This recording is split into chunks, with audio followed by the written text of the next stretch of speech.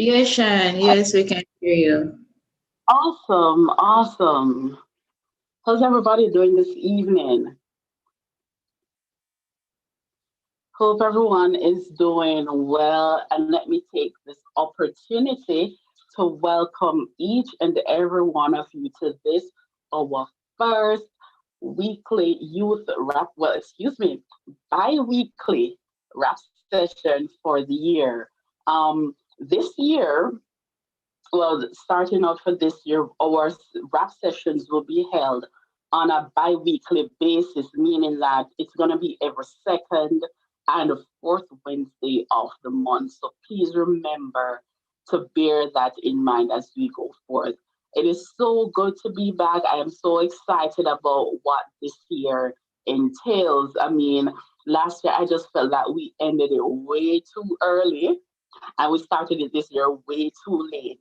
But nevertheless, I'm just really happy that we are here this evening back to our regular scheduled program.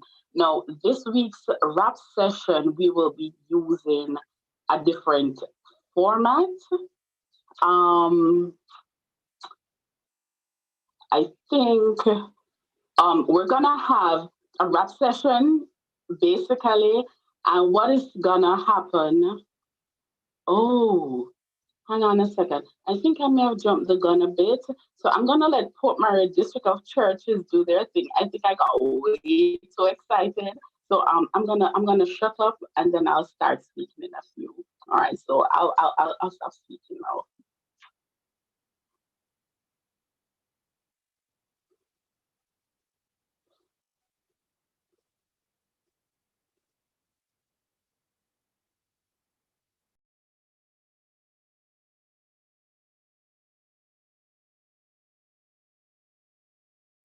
Go ahead, Shai. You're good to go.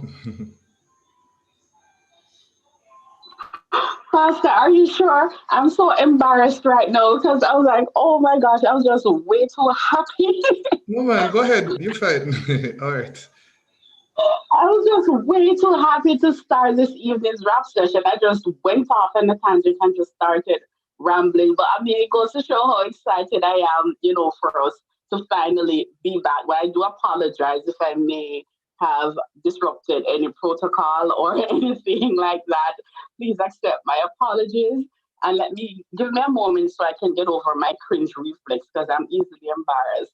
But as I was saying, this evening promises to be very engaging as always.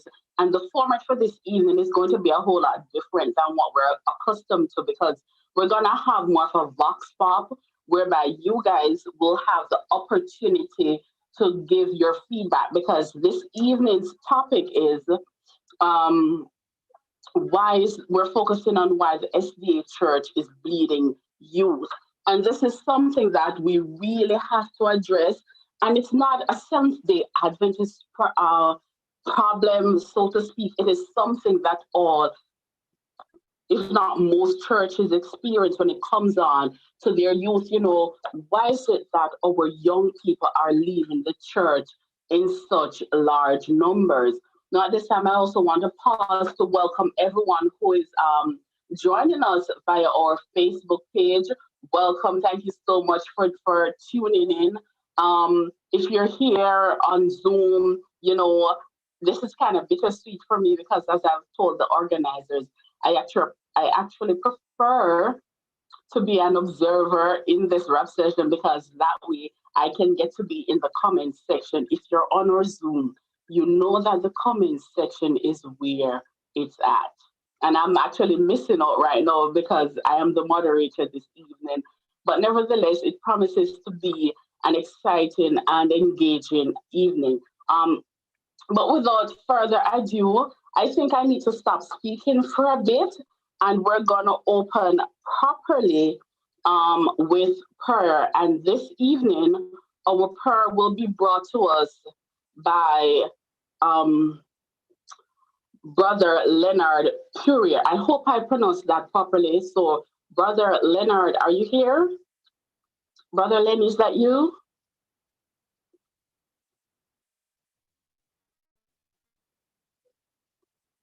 Hello, is Brother Leonard here?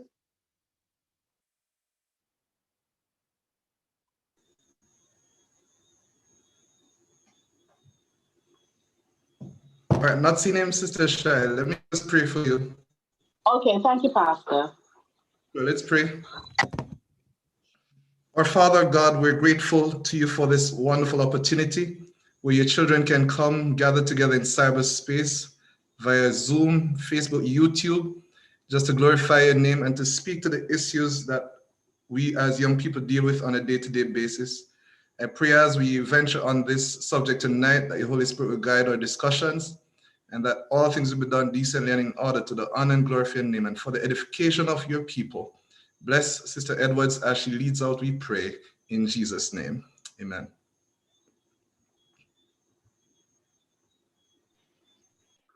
Amen. Thank you so much, Pastor. Now, as we said, this evening the format is a bit different because what we're going to do, we're kind of opening up the floor so you can bring your questions, your concerns, your experiences, so that we will ventilate them as we explore some of the reasons why our young people are leaving the church. And not only that, to try to bring about resolution and solution to these problems. Because I don't know if you realize this, but especially for the Seventh day Adventist Church, we have a young and vibrant and thriving population. The problem is that this population is not, excuse me, yes, it's more of a vox pop. So this population is more, how can I put it? We have a young and thriving population, but the issue is that we are having issues with sustainability, as in we're able to have our young people, yes, they're there, but they don't stay. And how can we address this? Like, what steps can we take for that our young people actually remain? So I'm going to open up the floor. I think Sister Sharon has a question. Are you there, Sister Sharon? Sister Sharon Martin?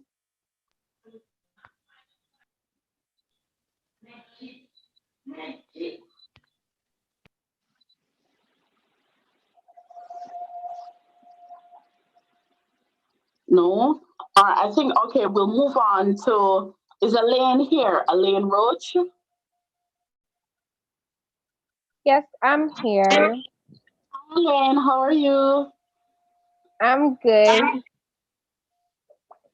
Good evening, everyone. For me, the reason why our youth leave the church, um, social media can be one of the factors why our youth leave the church. They can be constantly bombarded by the world's messages everywhere by TV, music, movies, and social media platforms. And they have friends that also influence them. um they have this desire to fit in and can cause the or young people to watch, listen, search, wear, and believe things that the Bible doesn't agree on. Okay, And we so also have, go ahead, please. yes, and we also have schools that our youth or children attend.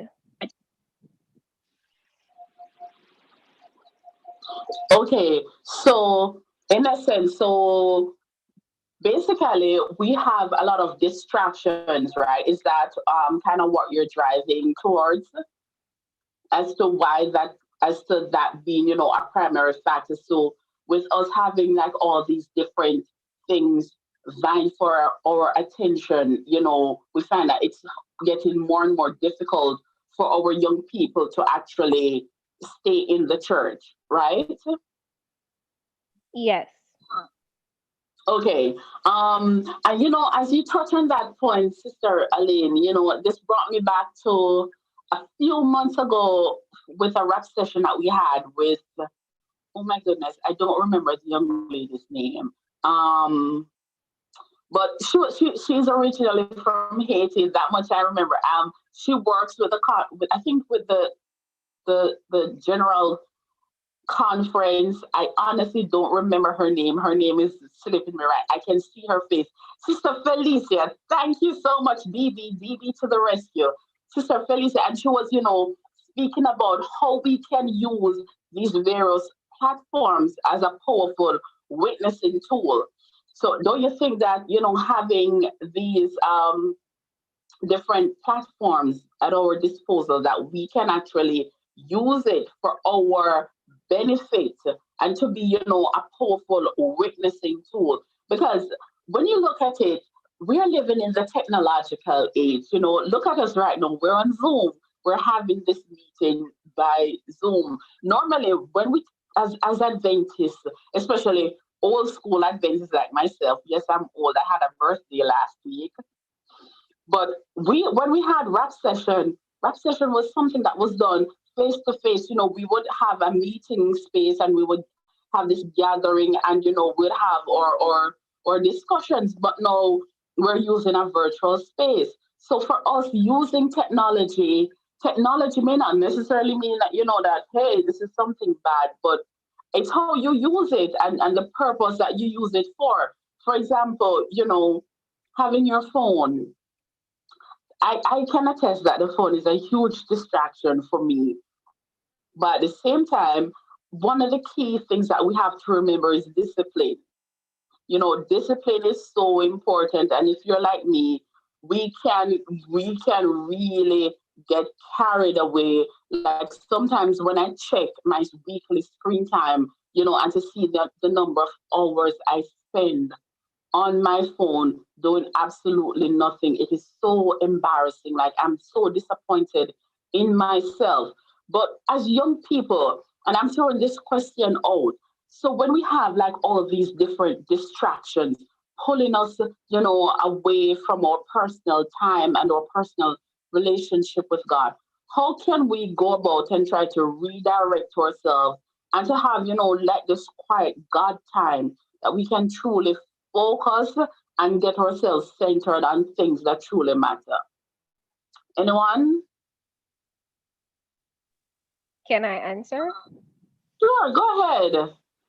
So for me personally, I start off with reading my quarterly every morning, and then I begin into my personal devotion with God, trying to connect with God, even though you have to be at work or school, but you have to find time. You have to understand that you have to find time for God, because if you don't find time for God, the connection will be lost and you'll eventually just drift away from the fold. That is absolutely true. All right. So again, I don't want to be the only one talking on this forum. So brethren, I know there's a lot of you here and I see y'all commenting in the comment section without me, and I'm super jealous right now. But I want you all to talk to me, because remember, unlike previous rap sessions where we have like presenters and so on, we don't really have that. So it's me and all of y'all. So let's, talk together. And if you have feedback or comments, feel free to pitch in so we can all have a healthy and lively discussion.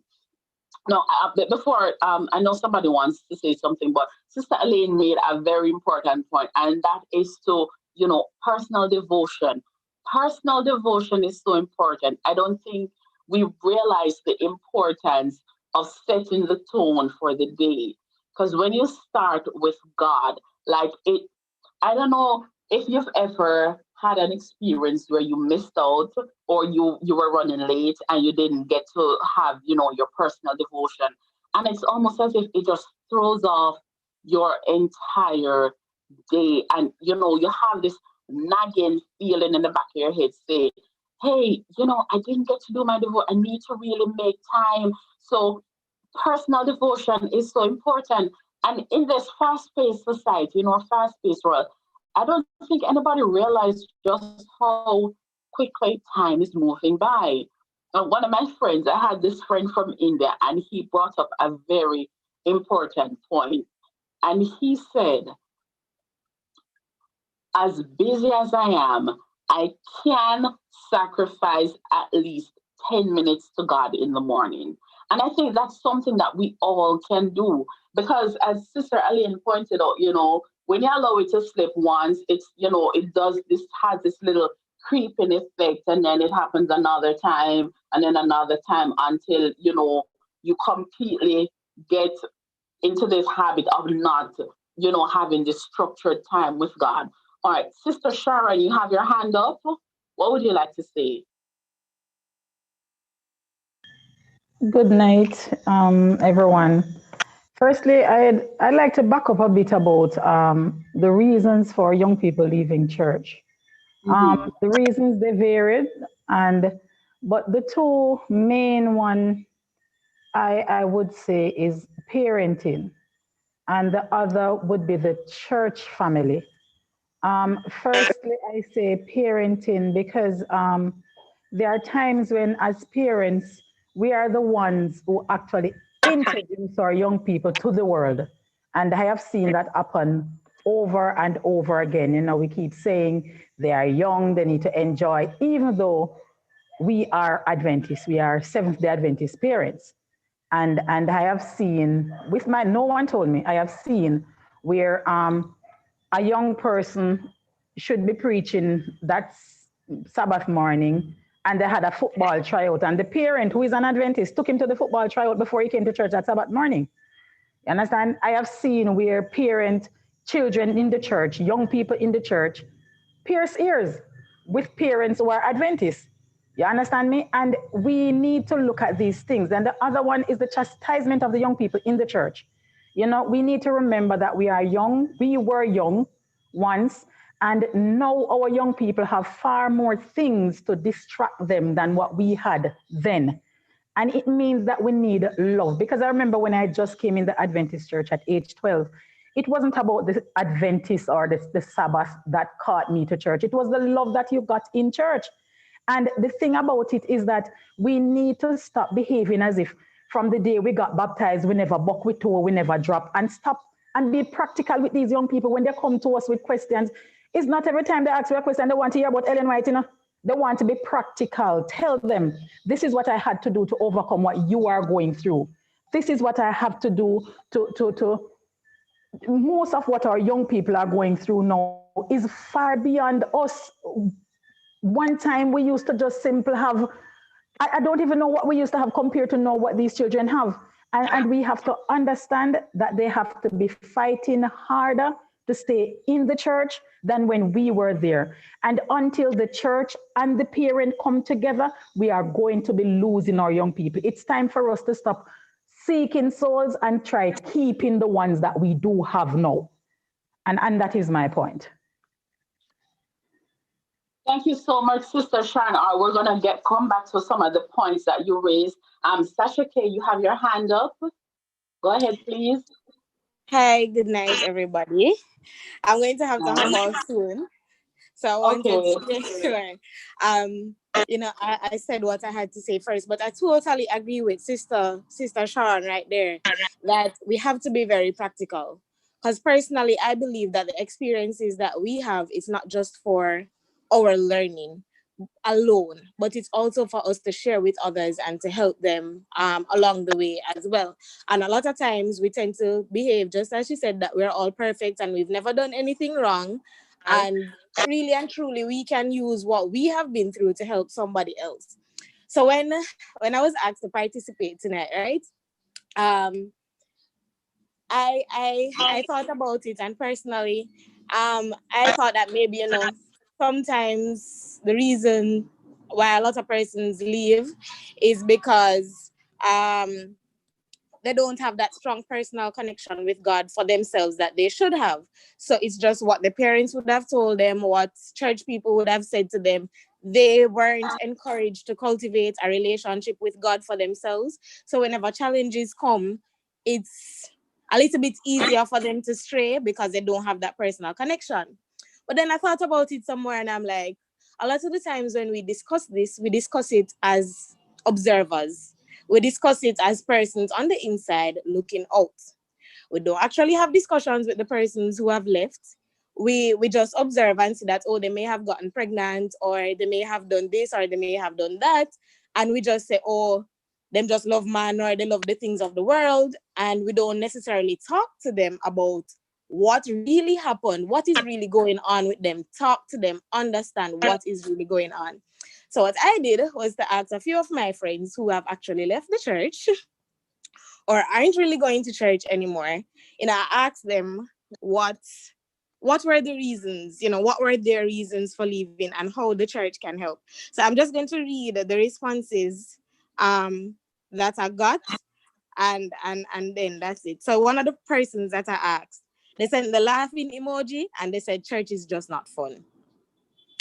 Then somebody else said, well, it's really the same most, if not everywhere you go, meaning churches. Lack of mentorship, meaning youths have questions, but instead of having open discussions about these questions, they are shunned into silence by older members. There is the issue of churches being cliques now more than ever. If your family doesn't have status, then you are overlooked for participation in church activities. As Adventists, we are bounded by the Sabbath, so older youth seeking jobs, that becomes difficult for them. Life happens, people learn to earn, and there aren't enough solutions to fix this issue, so some choose to work on Sabbaths. Then there is also the personal choices that people make. They just change their minds and decide that they want to experience the world, I guess. So those were two direct responses that I got. The others were in voice notes, so I'm going to do a summary. So one young lady said that persons are forced to marry as soon as they start talking to somebody in the church. So as soon as they start talking to somebody, the church kind of tends to want to force them to get married. She cited an example of somebody, I don't think this was an Adventist church, but a church nonetheless, where the young lady was dating a young man, and she invited the young man to her church, and the young man started going to her church with her on a weekly basis. And the pastor noticed, and the pastor called the young lady and asked her, if they have any plans to get married. And these were teenagers still in high school, right? Or probably just out of high school. And when the pastor asked if they plan to get married, she said, yes, but we're still young, so not right now. Pastor told her that she could no longer participate in church because of that. So eventually the young lady just stopped going to church. So the issue that young lady raised is that instead of the church encouraging the youth to get to know people and to date properly, so that they don't end up in a divorce or in a bad marriage, they're forcing them to get married instead of encouraging them along a proper path of getting to know each other. Another thing she cited was that sometimes we tend to put people in extreme boxes as it relates to actions. So it's always Ellen White and your skirt must be down by your ankle, sweeping the floor. And we are very extreme. And sometimes that doesn't really sit well. All right, so another young man that I asked, who is actually the son of a Seventh-day Adventist pastor, his response was that when it came for time for him to identify his sexuality in a sense, or to explore his sexuality as a teenager, things like those were taboo. So when masturbation came up, wet dreams came up, stuff like that it's natural for or teenage bodies to go through, instead of persons drawing closer to him and trying to explain to him what was happening in his body and trying to guide him along a right path, those topics were very taboo. Nobody spoke about it. All you were faced with was condemnation, and there was no sense of belonging. You kind of felt like nobody cared about you. So his possible solution to that is smaller churches. Well, for him, he said he prefers smaller churches where there is more of a family feeling and there's a sense of belonging and people actually talk to you, not just at you or above you or anything like that, but people actually talk to you and they actually care about you. He said what we can do as a church is try to create a safe space for the youth so that they can feel free to express themselves and be guided as to how they can go through these natural processes without committing sin. Another thing he also pointed out was having good friends who will not judge you, not condemn you, but at the same time they won't condone your wrong action. So that was a possible solution. So the last person that I asked, he said we should change up the routine because it's boring. He said church is too predictable because from 9 o'clock from song service until sunset, you can predict every week what is going to happen. So his thing is that we should engage the youth more. He said he's 30 years old and from he was born in the church, going to church, it's the same set of old people doing everything every week. The youth aren't engaged. So to engage the youth more so their creativity can come out and engage them not just in church services, but in sports and other social and personal character building activities so that they can grow as not just spiritual individuals, but as holistic beings. He said for Bible class and divine service, the youth are always outside. Well, he would be one who would be always outside because things are being spoken above his head, as in they can't understand what is being said. And persons who are presenting need to be a little bit more practical, change the approach, change your teaching approach, find creative means of actually breaking down the concepts and explaining them so that the youth can actually fully grasp the concepts and it's not just an abstract thing that people come to church and talk about. Another suggestion was to have rap sessions, much like the one that we're in now, to discuss topics that the youth actually want to talk about, things that they are going through, struggles that they are having, actually have those rap sessions where they are allowed to express themselves freely. And then in these rap sessions, they are now given guidance. Because he said a lot of times what happens is that what the youth really want is guidance. They want somebody that they can talk to honestly about what they're going through and be guided along a right path. But because they aren't getting that guidance from the church, they tend to seek elsewhere who is going to give them advice, and then they might end up getting the wrong advice. So have those rap sessions where they can speak freely about whatever it is that is affecting them and actually be guided along a right path. And I think another important point he made was that we shouldn't try to shelter our youth from the world in the sense that you don't want them to know what is happening in the world. Because when you do that, because a lot of persons I know who do a whole lot of things now that they know they're not supposed to do. The first thing they do is go and pierce their ears, or they start having a lot of sex and stuff like that. They'll say, well, my mother did too strict or my father did too strict. So now that I'm no longer under their roof, I'm going to do everything that I wanted to do and was not allowed to do. So he said, don't shelter them from the world in terms of not telling them what's out there. Because the more you try to hide that from them, is the more enticing it seems. And that's when you're going to want to go out and actually see what's there. So educate them as to what is out there and give them guidance as to how to navigate that environment without being becoming corrupted in essence. Don't try to force or frighten them. So those were the responses that I got when I asked persons who are no longer coming to church. And I felt that I should share what they have said instead of just speaking from somebody who is the point of view from somebody who is still in the church. You know, these are the things that they have said. So yes, I do believe a lot of it comes down to the personal relationship that they have or that an individual has with God, because that's really what is going to keep you, the personal relationship that you have with God.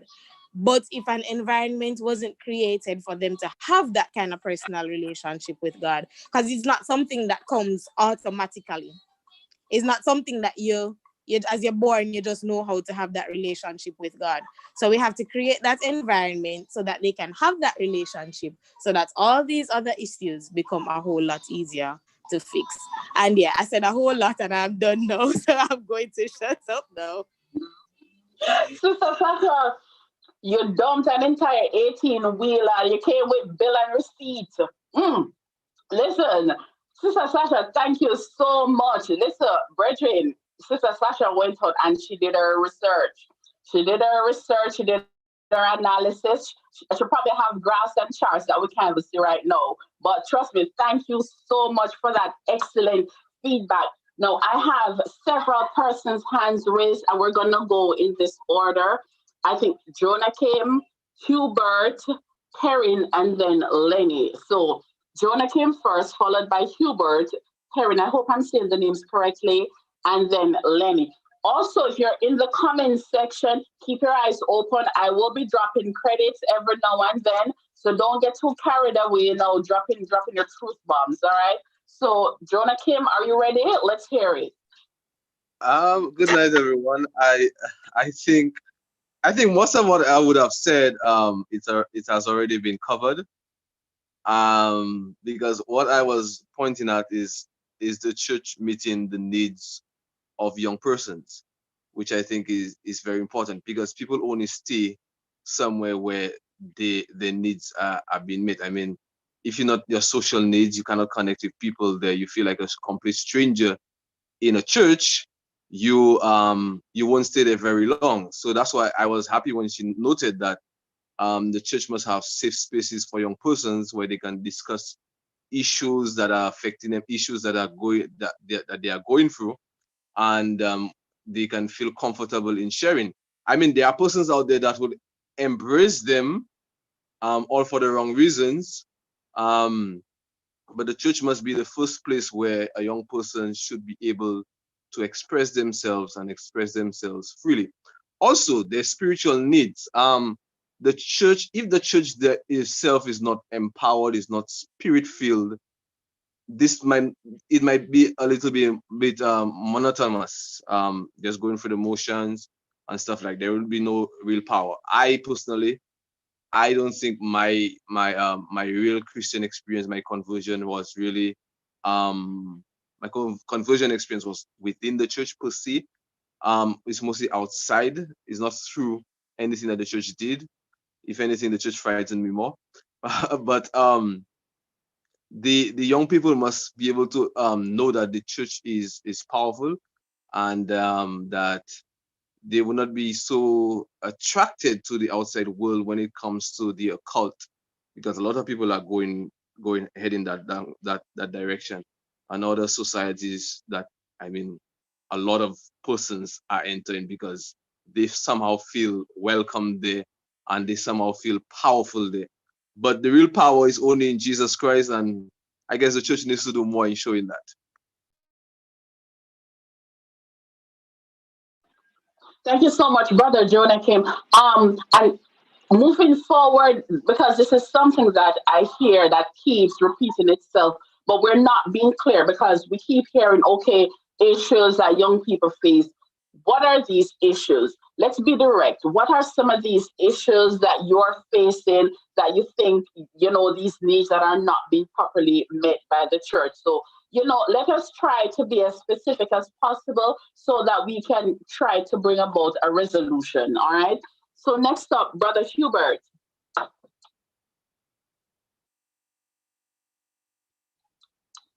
And after Brother Hubert, we'll have Perrin and then Lenni. Brother Hubert, are you there?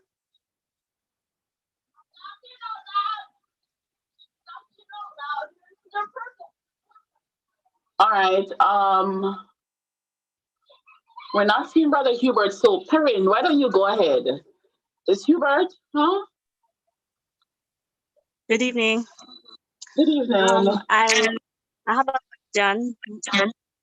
I think that the persons who spoke before really touched on many of the reasons, and there may be other unique reasons. Everybody has their story, but I think if we could look at the reasons people stay and get some persons to share their experience, because all the factors are the reasons that we would identify. Many persons face those things and they still stay. So if we could identify the factors that cause people to stay, then we could try to recreate that other persons can have that experience, and it be used as some of the suggestions to build the space that will, you know, the environment that will encourage people to stay. As someone else said, you know, there'll always be reasons to leave, but if the environment is created for them to stay, then we would have done our part. So that's one. Next thing, a reason I didn't hear mentioned, or probably not in the way I am thinking about it, is that many young people experience hypocrisy in their homes and in the church. So Christianity doesn't seem real to them because they hear one thing, they see people leading out, and these persons are so strong in either their corrections or you know what they preach, but they comfortably live something else, and this causes conflict. And so a lot of young people really don't want to be living fake. And so they decide to, okay, well, if I'm going to be out there, let me just be out there and you know, be true to what I am doing. So I think that's another reason.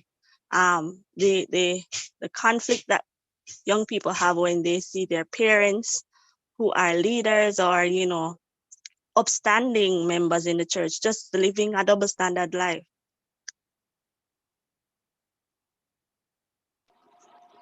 Thank you so much, brethren. Young people, I hope you're paying attention to what Perrin just said, and I hope I'm pronouncing your name properly. If I butchered it, please forgive me. I apologize. But the reason that people stay, you know, sometimes we're so focused on the reason they leave that we're not focusing on what are some of the reasons that they stay. And if we can unload some of these reasons, these factors that cause, you know, people to remain in the church and say, okay, how can we look at these different factors and then juxtapose them with some of these issues that our young people are facing and see how these factors that are enabling people to stay, how we can use these factors to help solve some of the issues that are causing young people to leave. You know, I think we have a formula there, and this is something that I will implore youth leaders, especially those who are in positions of leadership in the church. You know, use your various congregations. Hey, what is it about church that has caused you to stay all of these years? In the same way that Sister Sasha went out and did her research and found out why people left, we can also do our own little mini research and say, okay, why are we staying? And how can I use that to encourage others to stay? All right, next up we have Lenni, and then followed by Sharon. I see Sharon's hand is up. So Lenni and then Sharon. And remember to look out in the comment section. I'm giving away credit. I don't know if anyone got the digital credit. Let me know. All right. Go ahead, Lenni. Sorry about that. Hi, good afternoon. I actually lowered my hand, Shyan, because Sasha-Kae pretty much said everything that I wanted to say. But I guess you caught me before I lowered my hand. One thing that I'd like to say let's start with negative first. One of the issues that I've noticed, I call it the top-down approach. And I find that most youth leaders, whether Jamaica, everywhere, they tend to employ the same strategy. And I'm not sure why. Pretty much youth leaders are here and the youth are below them. So not in terms of they talk down to the youth, but in terms of how they interact.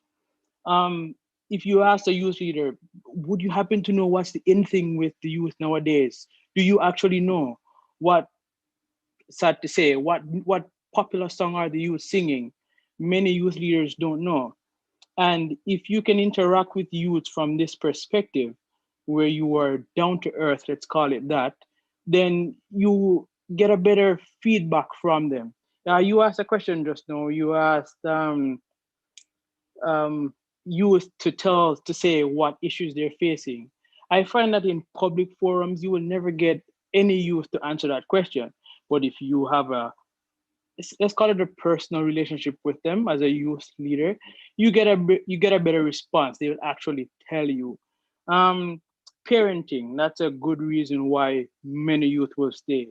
Someone said before, if you form a community, youth will actually stay because they do have a reason to stay. And the thing is, church doesn't have to be boring. Somebody said in Sasha-Kae's thing, she said church is boring. You just got to understand that church isn't for entertainment. Well, we come and we can have all the fun we want.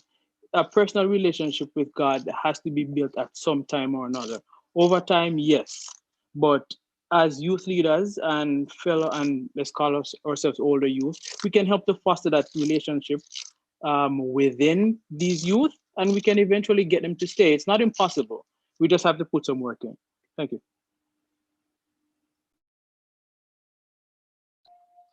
Brother, forgive me, I keep muted my mic when somebody's speaking and then I forget to unmute it because, I just had a birthday. Your girl's getting old. Next year, this time, I will not be eligible to be considered an Adventist youth, but I'm still going to show up even if I have a walking stick on the lucky. But one of the things that I see being illuminated is this whole notion of a personal relationship. And I don't think we understand how important this is. I think one of the reasons, we're coming to you, Sister Sharon. I just have to bring this little tidbit in and then we'll move on. But one of the interesting things that I've come to realize with myself, because I grew up in the church, like many of us, I grew up in the church. So I just got so accustomed to, okay, you have Sunday and Wednesday night prayer meeting, and of course church is a whole day thing. So you kind of get so accustomed to this structure and you become reliant. Unfortunately, a lot of us become so reliant on the fellowship that we get when we go to church on Sabbath, or whether it's choir practice or Pathfinder Club or camporee or any of these little gatherings. Our relationship is so contingent on being in the presence of other members of our faith that we realize that our own personal relationship, we neglect to cultivate, and this has become problematic for many of us. And what I found that what has really helped me in my personal, because when I moved to America, a little over 6 years ago, I moved to the bush. And when I say bush, brethren, have mercy, I cannot even begin to describe the place that I live. It makes St. Mary look good. Like I literally live in the middle of like thousands of acres of cornfield, and there are no churches around. The closest church is like hours away, right? So I don't have the ability to go to church regularly. And I found that what really helped me during that period was my personal relationship with God. Having the ability, from an early age to understand that, okay, yes, I'm a part of this family of God. I have this congregation. I have this fellowship. I have brethren and friends that we can meet and so on. But when that gets taken away from you, what are you left with? And because of that, as Jamaicans, let me put it this way, as Jamaicans, because we know that we have so many churches, and it really is a blessing, especially if you live in an area where, oh my gosh, I can pass an Adventist church on the way to my personal church that I worship. I know many of us actually have that experience, but some of us, that opportunity gets taken away from us. And then what are you left with? So moving on, we're going to have Sharon, and then this will be followed by Yashika. So Sharon and then Yashika. Go ahead, Sharon.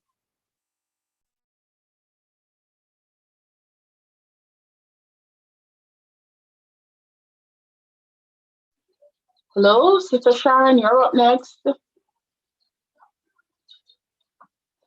All right, we'll move on to Yashika. Yashika, are you there? I'm right here, Sharon. Are you hearing me? Yes, go ahead. Okay. Hi, everybody. Good evening.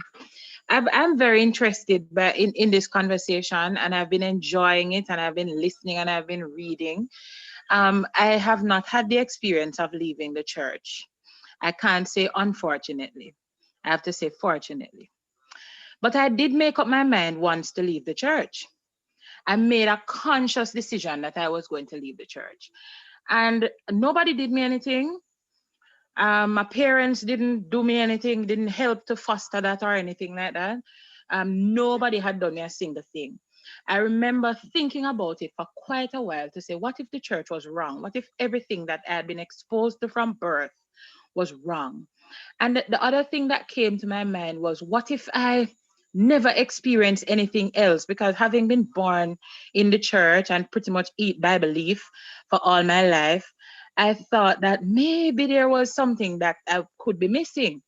And so I made up my mind to leave the church. And interestingly, I made this decision when I was just about finishing college, which means that I was at the age and stage of my life where I could do it without any great consequences. My mother couldn't stop me. I was legally able to vote, own property, go and do anything on my own, and they couldn't really stop me. And that is the point in time when I made up my mind. But then I remember thinking to myself, Shyan, and everybody listening, what if the church is right? And what if I go out there and something happened to me?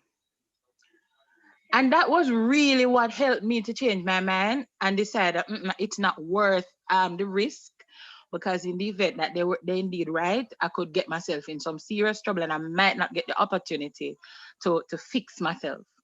And it might sound odd, it might sound weird, but that's something I went through.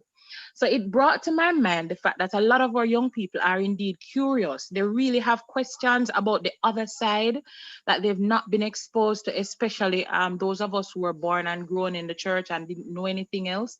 And so when they get curious, the devil provides the right persons or maybe the wrong persons to help them to explore this curiosity. And it kind of seems to me that those of us who came up in the church, whenever we buck with toe, it's like we just slide, go straight down.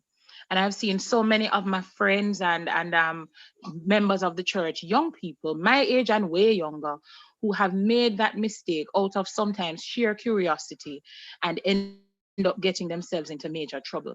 And that's one of the reasons that for me, and I saw, I think it was Kimani posted it in the chat earlier, saying, when will we get to the place when we make a decision to actually live out some of these resolutions so that we save some of our young people? It's actually one of the things that has caused me to live my life the way that I do, and to make a deliberate effort to reach out to young people and to help them to understand what it really means to be a part of the family of believers, and to learn about, not just to learn about rather, but to know and prove God for yourself, so that you are protected from that kind of evil curiosity that can sometimes get you into major trouble. And a lot more of us need to, I don't have the experience of saying, well, I went and I came back and this is it. But I do have the experience of saying, I too was curious. And this is why I didn't explore that curiosity. And I also have the experience of having supported others who have found themselves in the unfortunate position of stepping away from the body of believers and have gotten themselves into major trouble. So it really takes for a personal decision to be that person for somebody else. And that's a decision I've made. And I hope that coming out of this discussion, a lot more of us will make that decision to be the support for a young person who may be struggling with curiosity, with emotional issues, with financial issues, who just need somebody to be there, to be real with them, to stand with them, and to help them to stay in the family of God. And I'm really hoping that coming out of tonight, some others of us will take that stand for somebody. Thank you so much, Sister Yashika. And I have to add my little tidbit as well again, because I too have been curious, and I'm sure a lot of you have been curious, about what's on the other side of the fence. Here in America, there's this group of people. They're called the Amish. And if you know anything about the Amish, they're those people that literally look like they stepped out of a time machine from 300 years ago, where the men, they grow the beard and they wear the straw hat and the suspenders. Yes, they still exist. Now, within the Amish community, they have this thing called Rumspringa. And what Rumspringa is, basically, it's more of a coming of age for the young people in the Amish community, where they literally give them the opportunity to go and experience the world for a year. I kid you not. They have the opportunity to go and experience they can smoke, they can drink, they can party, they can do whatever, indulge in all the worldly activities out there. And studies have shown that over 95% of these young people who leave their Amish community, the old-fashioned lifestyle to experience what's out there in the world, they always come back. And that in itself speaks volumes. And even for me, I remember when I was a student at UA, my professor, I was a philosophy undergrad. It doesn't pay. If you're thinking of doing a major, don't do it. You'll be broke and unemployed. But my philosophy professor, we were talking about God and religion and talking about faith and belief. And one of the things, I'll never forget what Dr. Bewaji said. He said, when you believe in God, you literally have nothing to lose. You have nothing to lose, because guess what? If you believe and God and heaven and all of that exists, then you're safe. But if you don't believe and it just so happens that all of this is true, then you would have missed out. But if you believe and it turns out, it wasn't really true, you still won't have anything to lose. And that was something that has really stuck with me. And one of the things that I've come to find out, a lot of us, our viewpoint of God, some of us have this reverential fear, and fear has been instrumental in keeping us in the fold, and that's not necessarily a bad thing. All right, so moving on, the next person with their hands raised is Nickoy. Nickoy, you're up next. Go ahead, please. Hi, guys. Good night. Can you guys hear me? Yes, go ahead. We can hear Shyan. you. Hi. How are you? So I probably not the unique ability to really speak on behalf of a youth who left the church. I was a member of my church for quite some time, but then it came to a point when I realized that the church became more of a restriction than of a body of persons who lead, who mentor, who help. Right. And for me, that was something that it pushed me rather than kept me there. When I just joined the church, I was very active. There were opportunities for young people to be active within the church. There were socials, there were choirs, there were various group ministries, everything. Right. There was a master guide program, there was Pathfinder, everything. So I became so active in the church. I became very involved, Sabbath school, everything. But then after a while, being in the church, you realize that as a young person, you had questions, whether it be questions of sexuality, whether it be questions of other worldly activities, right? I realized that when these questions are posed, the older persons in the church who should be there to guide you and to openly, be a medium to these conversations and to give you the answers sometimes that you require. These persons, they basically shun these questions. They shove them in a corner like some dark closet and they turn the keys and throw it away. You should not be thinking about this. Do not think about this. Do not think about that, right? But then it is something that as a young person, we all think about, right? We go through this stage in our Christian journey, right? And then another topic became you as a young person, you get older, you develop responsibilities, right? And the practical nature of that is that you need a source of income. You have to earn, especially as a young man. And in that regard, the church they always, in my situation, they're like, pray about it, Nickoy, pray about it, God will answer. And yes, maybe my faith is not as strong as most of my other members. However, I spoke to I think you said you had a conversation with your philosophy teacher or lecturer, etc. I was speaking to a fellow church member, and he said one thing to me and it stood out, right? The person said practical needs, right, require practical answers or practical results. When a young person or when a person in a church is going to be struggling, whether financially, whether lack of food, lack of shelter, lack of clothing, you cannot think it's sufficient enough to say to somebody, okay, hey, pray about it, God will provide. But then yes, but it also says faith without works is dead. Right. And those are some of the things that really, in my situation, it pushed me out from the church. And it's not like it deteriorated my faith in God or my belief in God, because I still pray fervently. However, I am not active in my church anymore. Right. I've realized that the fellowship that persons desire, the mentorship, the support that persons require, right? It's more outside, and persons who are not of the Adventist faith are more open to these discussions, right? They have the answers for you. They'll give you practical answers. They will give you experiences.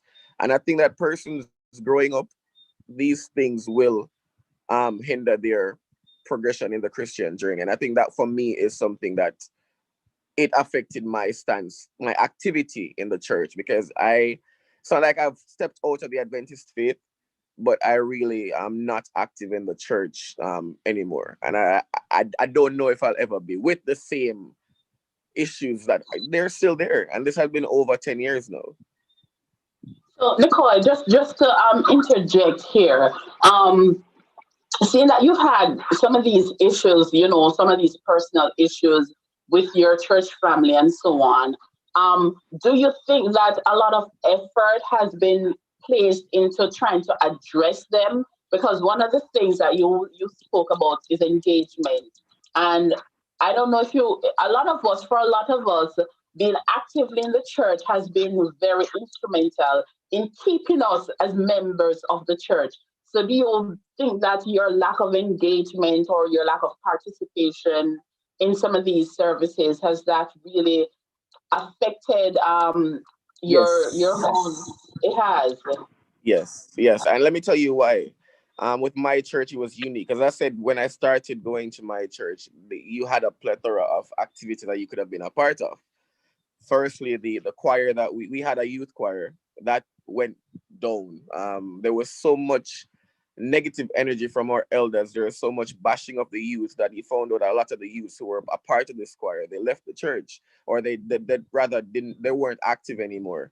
Right. The Pathfinder program went down. So it was really a situation that was internal to my church. And these are the effects that's the reason why I took a step back. Because as you said rightly, if there are engagement opportunities there in the church, if there are mentors in the church who are willing to mentor young people, have conversations with them, then there's really nothing out there that you'd be curious about. So yes, I agree with you 100%. Okay, thank you so much, Nicole. And Nicole really brought up a very salient point when we talk about this whole notion, of participation and being engaged. Because I mean, I know I'm going to sound biased, but I mean, one of the things that I absolutely love about the Seventh-day Adventist Church that I haven't seen in almost any other religious group is the level of engagement or avenues for engagement that it provides for the young people. Like when we think about it, as far back as 3 years old, we have 3-year-olds every 13th Sabbath going up to say their memory verses. That is a form of engagement. And so we begin to cultivate this this sense of belonging from an early age. And believe it or not, as Seventh-day Adventists, we literally have the blueprint. We have the blueprint and we have the formula, because we have so many programs for our young people, but at the same time, we have to look at these issues on a case-by-case basis, because what happens in one church may not necessarily happen in another church. So we also have to bear that, take all of that into consideration. Somebody said there's too many programs, but that's a good thing. All right, so next we have Sharon, you had your hand up. So you're up next, and then that's followed by Perrin. So Sharon, are you there? Yes, I'm here now. The Wi-Fi giving a bit of problem. Okay. I am going back to the part about implementing programs in the church for young people. This is the problem that we do have. We come on rap sessions like these and we talk all the things that should be done and the things that are happening and all of that. But when are these things going to go in the local churches? Because truth be told, we have a lot of elders in our local churches who are stifling the young people. They can't go in there with any program to give to them, to show them that this is a program. It's like, it's my way or the highways. A lot of us, and I'm not being rude, a lot of our elders at church run the church as if it's their home.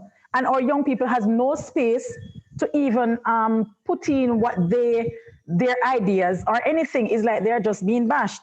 And there are times when we come on, as we said, we come on these programs, this rap session, and we say everything that is nice. And we said our young people need to have personal relationship with God. Yes, they do.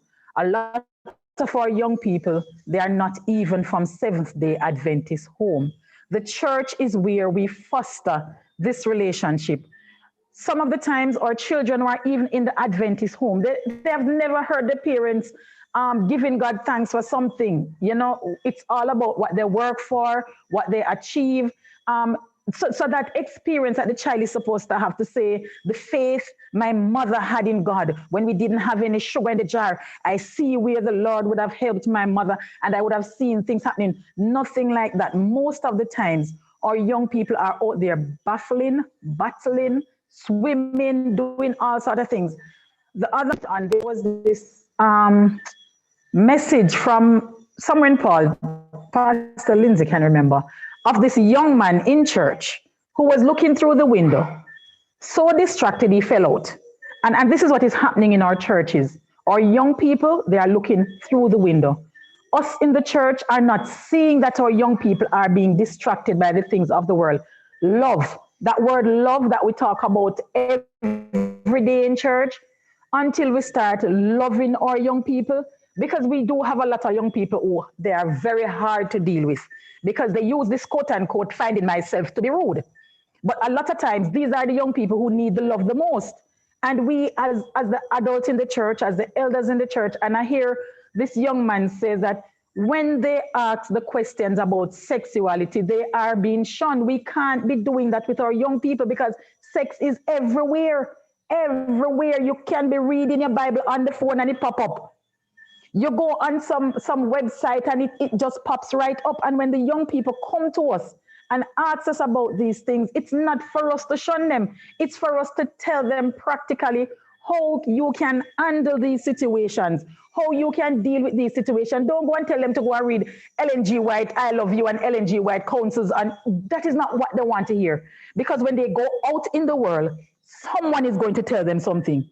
And that is what they want to hear. You understand this? So as the church, guide them along the path. Let them know, yes, your sexual urges, they are not a sin. Stop letting our young people feel as if sexual urges are a sin. It's not a sin. That's how we were born, but it's how we deal with them. And this is what our young people want to know from us as adults. How do I deal with this? Stop letting them think that if they do something wrong, it's the worst. None of us are perfect. And my young people who are here, none of us are perfect. It doesn't matter how much we walk upright and look. Some of us are just whitewashed tomb with nothing inside. So don't let anyone in church move you away from your God. Go and find your God for yourself. If your parents are not being real, you go and do it real. If the church is not being real, you find God for yourself. Because at the end of the day, you still can't go tell God, you know, it's because of sister so-and-so I didn't stay in church, and it's because of brother so-and-so. But at the end of the day, as the members, we are the ones who are supposed to nurture our young people, love our young people, and keep them in the church. Methods are there to keep them in church. It's not that they want to leave, but nothing is there to keep them. And it matters not when we are going to say that they need to find God for themselves.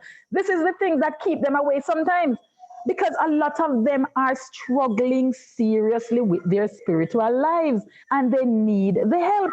They do need it. You understand? So we need to give it to them. And that's my point. God bless you, Sister Sharon. Thank you so much for that. Now we're going to take one more hand and then we're going to go on a break for a vox pop. So we're going to hear what other people have to say. So our technical team is setting that up. So we're going to have Perrin, and then we're going to have and then we're going to take a break. And remember, I'm giving out credit, so pay attention in the comments section. I've given away 4 credits so far, 2 digital and 2 flow. There's a whole lot more where that came from, so be on the lookout. All right, Perrin, you're up next. Okay, I want to talk about us not being practical enough as a church in how we present the gospel and Christianity. I find that it's a lot of theory and the practical is not there. You know, when Jesus was on earth, he was relating to persons practically based on what they needed. So if you're brokenhearted, he's helping you with the brokenheartedness. If you're sick, he's helping you with whatever your practical issue is. And a lot of people preach, but they never have testimony or experiences that they can share. So a young person coming to have questions about sex and sexuality, and you telling them, you know, a scripture from the Bible or Ellen White, which is important, but not helping them to understand how another human being that they can see can relate to this issue. I had this issue when I was 14 and it lasted for 3 years, but I overcame after those 3 years. So that person can have some hope. That person can understand that, yes, you can relate to what I am going through and you can understand. A literal example I had a few weeks ago, I was in church and they were having health day. And the topic was mental health, And I was, you know, anticipating this sermon because mental health is such an important topic. And the person who came to speak was saying truthful things, but it didn't connect because I could not look around and see person saying, yes, I understand that. Yes, I experienced that. Yes, this person can relate to what I am going through. And how whatever was being said could be applied to the lives of the person's experience, you know.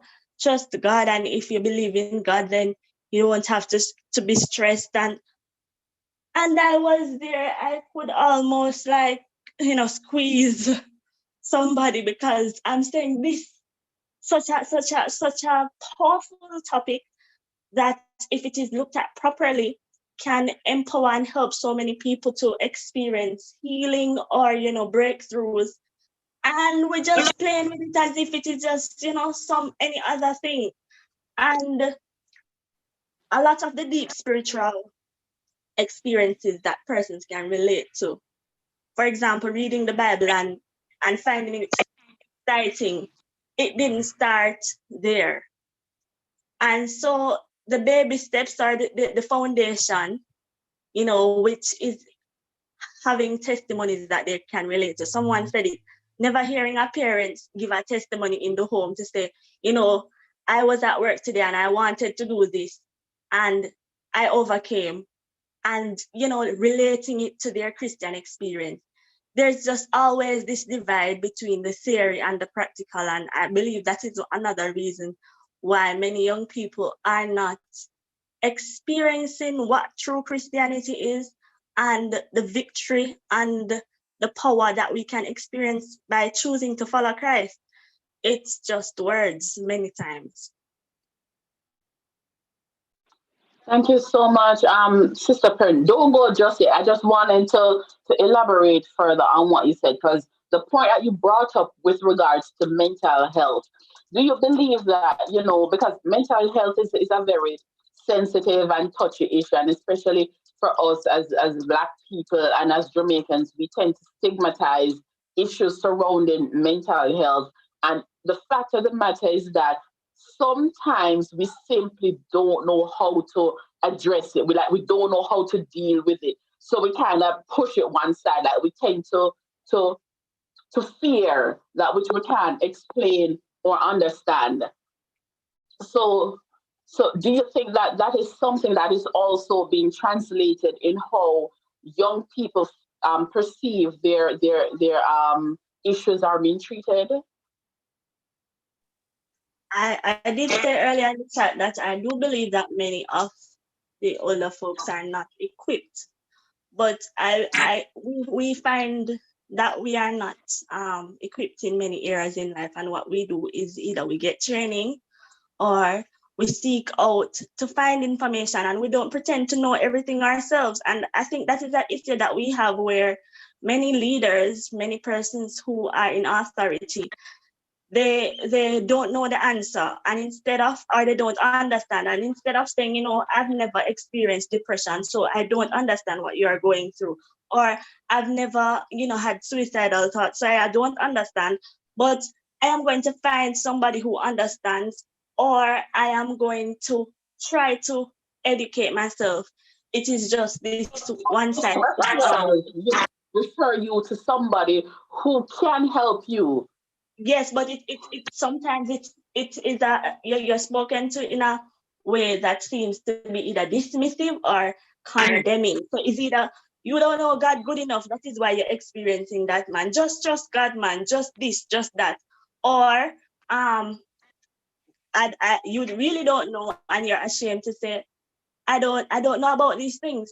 But if we don't be practical and see that these things are affecting people, and even from higher leadership, when I'm not only talking about like elders, because elders are really lay persons many times, but from higher leadership, whether the conference or pastors, I don't even want to touch the pastors, because I think that some things should be mandatory in terms of the training that pastors get, but that's a whole different story. Where elders are required to be empowered on topics like this, because remember, persons in administration, they have PhDs and masters and whatever. So they should understand the importance to empower their leaders at the local church level. And I don't think we are, you know, making the connection there from the policymakers and the implementers to what trickles down to the church, because we know that many of the persons who lead out in church, they are volunteers.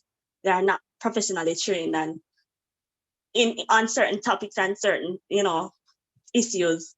And so we can't even always just blame them totally. But those who are given much is expected, and that is like the higher leadership.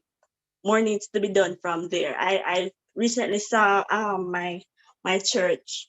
We have a new pastor, and one of the first things he did was he got someone to come in and speak to all the elders about counseling and gave them a mini workshop.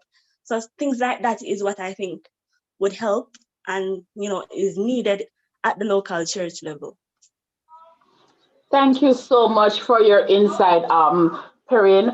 Now we're gonna take a break. We're gonna have a vox pop, so our technical team, so they're gonna take over from here and bring, you know, some other viewpoints that they have gathered over the past several days. We have about an hour or so left in our rap session.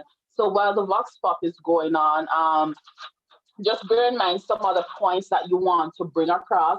And also remember that we're also giving away credits. So be on the lookout, make sure your fingers are nimble to catch that. All right, so we're gonna take a break right now, and then we're gonna come back. Somebody said, Javed says we need parts 2, 3, 4, 5, 6, and 7. All right, so we're gonna take a break and we'll be right back. No word from our sponsors.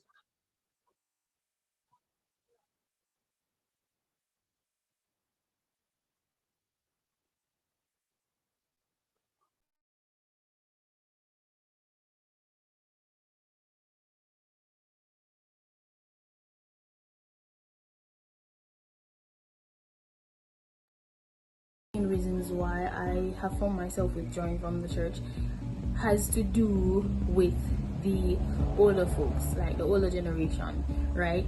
So I think they have a problem with us young persons suggesting church activities to do. It's like we literally have nothing to do in church now. We just get up on a Sabbath, we get dressed and we go to church and we sit. There's nothing that is there that is engaging to us as young people, and the main problem is that when we do try to suggest something for us to do, we are immediately shut down. So we just tend to we just give up and just leave it at that and say, listen, they're not going to take my suggestions and basically nothing is here for me, so might as well I just leave or withdraw myself. Why young people leave the church? In one word, adults. Yes, so oftentimes the leaders of the church behave like they weren't young people too. They, instead of teaching us, instead of explaining things to us, they assume or wait until we have done the wrong and then they trample us. Also, some of them, like how Herod wanted to kill Jesus because Jesus was coming to be king and Herod didn't want Jesus to take his place. Some of them don't give us certain aspects in the church. They don't allow us to lead out in certain aspects. And lastly, while church is not about entertainment, young people leave the church because of the lack of interest in activities being done. As a teenager, what made me withdraw myself from church was the people, the older folks, as bad as it may seem. They often judge and criticize what I wear, if I dyed my hair, if I painted my toenails, and it made me feel uncomfortable having to be judged every time I go to church. And I played an active part in my church. So every time I step on the pulpit, somebody would talk about me or drag me to the side and kept telling me, oh, you can't do this, you can't do that. And as a young person, it made me feel uncomfortable. It made me feel bad. So, yeah. My issue isn't one that makes me want to leave the church. However, it is one that makes me want to stay home and worship, because church going now feels like a norm than a privilege. People are at church and no one is interested in participating or even trying to form a connection with Christ. Everyone is just there because it's Sabbath and we're expected to be at church. It is draining, so sometimes I rather to stay home than go to church. Oftentimes we hear, me did young one time too, but we don't hear about the struggles they faced and how they got over it. Instead, our youths are left on their own, and when they don't overcome it, they are chastised. I believe that our elders need to speak more on how they got over their struggles so that we can apply it to the temptations that we will face in our young days. Number one, I did have an issue with the people of the church because they need to mix up. You see me? Like, them used to crucify with certain things that we do, and when them pit near do the same thing, or them relative or something like that, is not an issue. But them ever pressure we and them thing there. You see me? And them used to chat me. Them me go a foreign, come I did baptize, me go foreign and come back. And them will say, what kind of this me not do? And them will tell me, so me can't go up at the platform, they go play again, because I used to play the drums in the church and one only for something. So that did kind of bring me down. So I just lose interest from this. And next reason was church did I get played out. I don't know if I want to use a word that it might sound disrespectful in a way or whatever, but them need to understand that young people gravitate to certain things, especially music. And for we church is like them leave and want you're there in a little spirit, you have to feel up in a church. You can't just stay in a church, sit down, say, we want to sleep, and it make no sense you go to church and you asleep. You get me? Them life never day and night. It's like you come the Saturday and at the same routine, they not try to change up something and make it interesting and put ways in there for learn. Then someone on picnic can understand something you put in our song, then catch it easier, then gravitate to it. Church, it played out, honestly.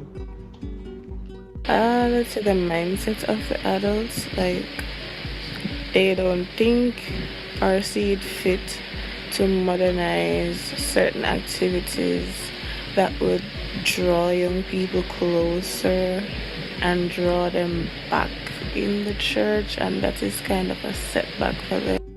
To sum it all up, really, it's the elders, not the appointed elders of the church, but the older persons in the church. I mean, I think they're stuck in the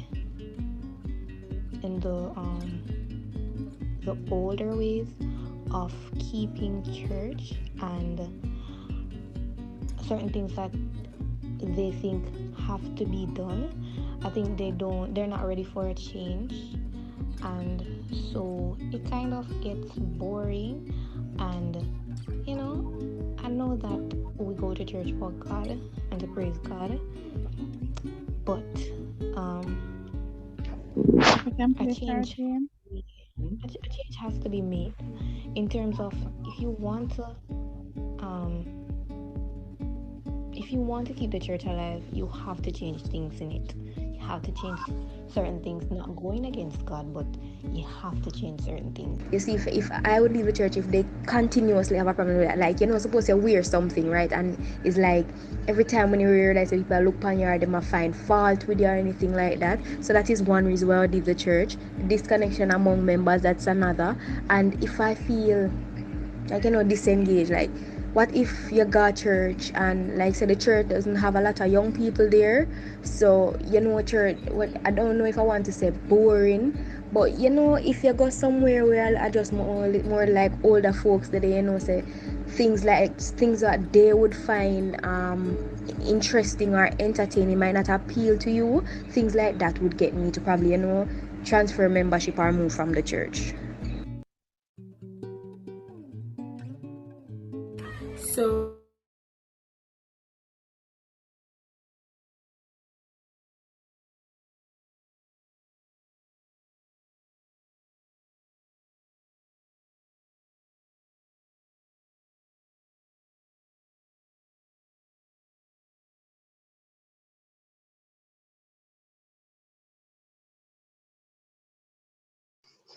Shay?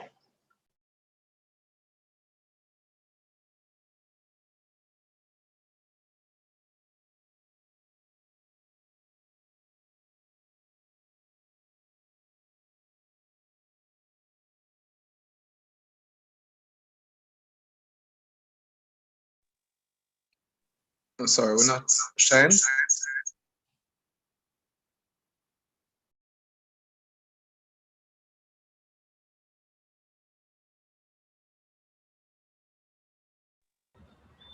In the comment section, she had said she was having. Hi guys. Are you hearing me? I'm so sorry. I've been having some connection issues. Are you able to hear me? Yes, we're hearing you. Am I back?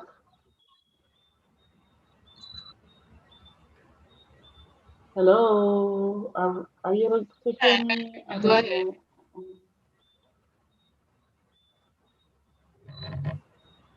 Okay, so welcome back, everyone.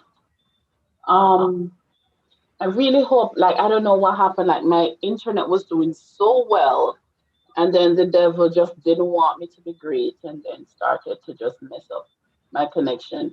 Okay, I'm back, so you guys can hear me. Now we're gonna move on to the final segment of our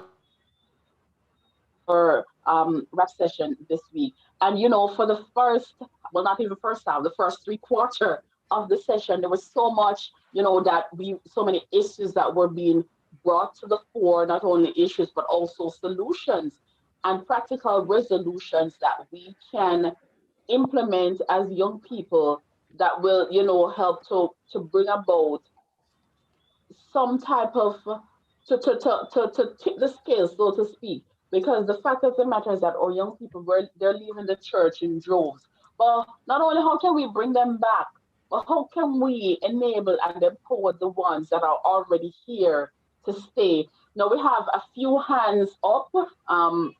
But one of the things that I want to redirect our focus on for the remainder of this session, is what are some of the issues that affect, or may cause our young people to find it challenging to maintain a close relationship with the Lord?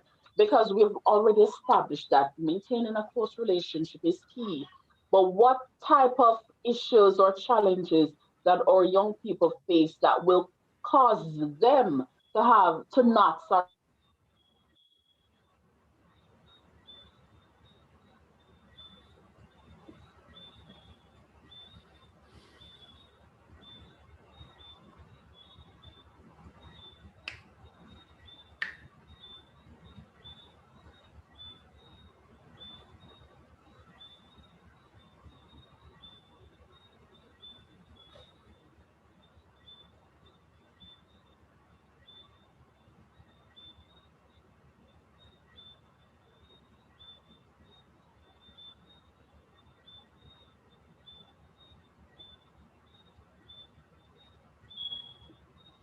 Shay?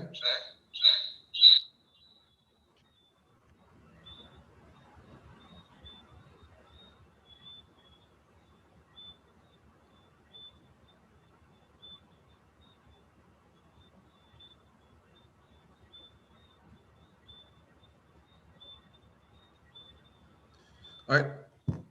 We're seemingly having some challenges. Shay is still having internet challenges. She should be joining us shortly. I'm seeing the hands. I'll take them in this order. We have Claude Edwards, Naomi Austin, then Zara McKnight. Oh, hi, Pastor. How you doing? Blessings, sir. Blessings, man. Good to see you. Blessings. Awesome, awesome. I've been listening. I just have a few points I want to make very clear. I have been listening. I'm so proud of what you do. I'm so proud of our youth. They think that they want to serve, they want to be for the Lord, a lot of things, but this is the problem I'm seeing. A lot of them we develop and maintain what is called. I'm sorry, sir. I'm not hearing you clearly. Hearing me clearly? No, you're very low. Oh my goodness. All right. If I can I get my space back? I just come right on and come right back on. Sure. Go ahead, Sister Austin. Okay, good night, Pastor and my Adventist youth. I think some of the problems that we are having are that the older persons of the church, the elders, are the ones who sometimes bash our young people. And when they bash even one person, because let us face the fact, if it's older people, there is a role model or several role models. If it's a young person, there is a role model or several role models. As elders, many times we do not look into those situations. And when we destroy one young person, there is a domino effect where several others will leave because of that young person. So what I believe needs to be happening in the churches, our elders need to make sure they have special training, just like how the youth department now is embarking on its program, where if you are not trained in certain area, you are actually not so privileged to be the AY leader. I personally believe if our elders are not going to their training and participating in their training, they should not be made elders because they are destroying our churches. And as a result of that, our young people are the leaders of tomorrow. When we, the older ones, die, what is going to happen to the church? We're going to have them lock up and sell them out to the dance hall and all of these places. So I believe, I'm not throwing the blame directly on the conference, but the conference need to insist, along with his pastoral team, that if this person does not go to training and certify, they should not have certain position, because that is what is destroying our church. And it's a new normal with our young people. Before COVID, they think differently, they work differently, and the same old time method can't work, because as a result of that, how many of these leaders, their children are still in the church? And if their children cannot still be in the church, it means the other people's children, especially those non-Adventists, will not remain with us. Thank you. Thank you, Sister Austin. We have Sister Shyan back with us. We'll take Brother Edwards, Claude, followed by Zara McKnight, and then Shai will take it from there. Thank you, Shai. Okay, thank you so much, Pastor. Okay, so as I was saying, one of the biggest problems we have in our church today is the lack of love. We have little love, little respect. We have a lot of education, and here's the deal. Our young people are very fragile. You've got to be very careful how you speak to our young people. Hence, our young people develop what is called addiction. Addiction to self, addiction to praise, addiction to affirmation, addiction to failure. And as a result of that, a lot of them have this self-pity. Now, if you check the Bible, you realize the Bible is inundated with young people who has had challenges and all these things coming up. Young men in fire, in the fire, but they stand up for God. They don't care who want to kill them. You have men who, young man inside a pit. He knows his brothers want to kill him, but yet still he held on to God. Hear the deal.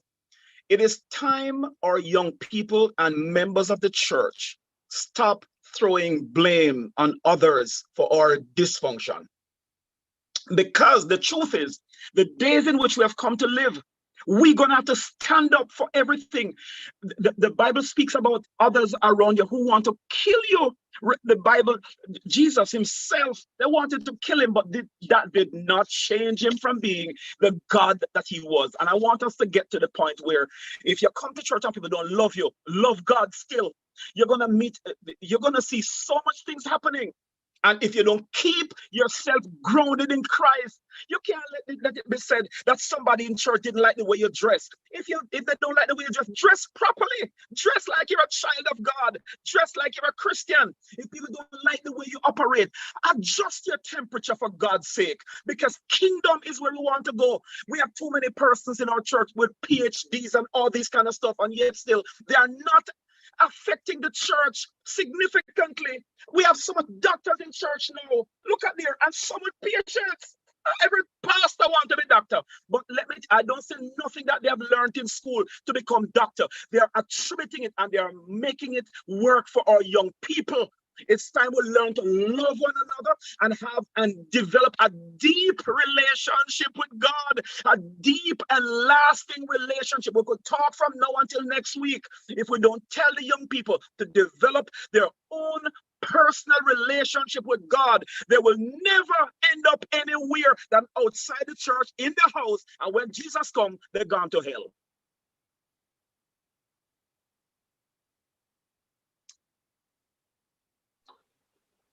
Thank you so much for that, Brother Edwards. I think we're related. Hi. Yes. So again, brethren, this whole notion of personal relationship. And again, I'm throwing this question out to our young people. You know, we have Zara and then Sharon, they have their hands up. So again, what are some of the issues that may cause the young people to find it challenging to maintain a close relationship with the Lord? Because at the heart of this, you know, is the whole notion of having a close relationship. So what are some of the reasons? What are some of the problems? What are some of the issues that are affecting us that will, you know, prevent us from creating or fostering that deep and personal relationship that we need to have to be able to not only strengthen our faith, but when we find ourselves in these situations where we have trials and tribulations and pushback, you know, that we're fortified, that we're not so easily swayed by these things that will cause us to want to move away from our respective churches. All right, so go ahead, Zara, you're up next. Okay, good night, everyone. Good night. It's actually not Zara, it's my daughter's. My daughter uses computer for school, so it's Mosquito. Right, it's Mosquito. Mosquito. Yes. That's all right. as Mr. Claude, I don't know if he's a pastor or an elder, as he stated, with An elder.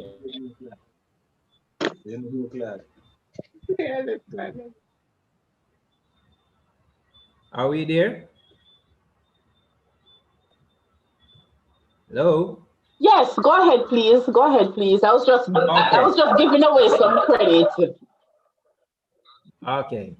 So as he stated before, that our personal relationship, we as young people, we have to know our purpose. And I have come to understand that we as young people really don't have a plan, and we take this church thing as a ritual where we just go church on Sabbath, and we know that divine worship and AY comes, so we just go in with the flow. And year to year, we see that there's no change, no matter what they have instituted or implemented for us as young people. Yet still, more young people is still leaving the church. So that tells me that it is not the programs that is really causing the problem, or even the older folks, but it is with us as individual, as young people. We need to find our purpose, and whenever we find our purpose, we will see our life traveling in a different pathway. Number two that I want to elaborate on also, we know that there's a lot of young people that is in the church that is full of potential. And if you notice, most of them now are out there in the world performing for the world. Where if we had, I would say, persons who are more intelligent and more tactful in dealing with us as young people, I believe that we'll have more talented young people in the church. I can speak based on experience, right? And myself. If I did not have a personal relationship with God and did not have a purpose and know what I really stand for, and it is God that I'm there for, I would leave the church long time ago. I remember one time, because of the Sabbath, I could not get any job and I wasn't working. I resigned my job because I was a chef and I had to angle like crab meats and lobster and stuff. But it begins to bother my mind, and I'm not feeling comfortable. So I'm saying that, you know, I have to leave this. I have to just choose. And I went to a pastor, and the pastor said to me that you're not eating it, so you can go ahead and do your thing. But with me, it was troubling my mind. So I decided to quit. And when I quit, I wasn't working. I had to travel to church. They haven't seen me for about 2 months. And to tell you the truth, most of the persons who are normally at church with on Sabbath, they haven't given me, not even ring my phone, not even once, to inquire how I'm doing and how I haven't seen you at church. I saw a sister in OUTTA. You know what the sister said to me? I heard that you turned back. And that same sister never called, and she was a youth leader when I was there, never called and inquire what happened. Oh, I haven't seen you. What is happening? I wasn't working and I had a child to take care of. You understand? And no one, as Mr. Claude said, our elder pastor, the love is not there. God is not there. Jesus is not there. So I was attending a church close by because I used to live in Tower Isles and I was traveling. So I started to go to Tower Isles Church because Tower Isles Church was just coming on board. And because they haven't seen me, they said, the sister said, I hear that you turn back. Can you tell me now on God heaven? If I did not have a personal relationship with God, I would have lived long time. The other issue now with mental health, I want to say to my sister, I think her name is Parfin or Parfin. I can't pronounce it right. Perrin. I think it's Perrin. Perrin. Okay, Perrin. I can tell you with the issue of mental health,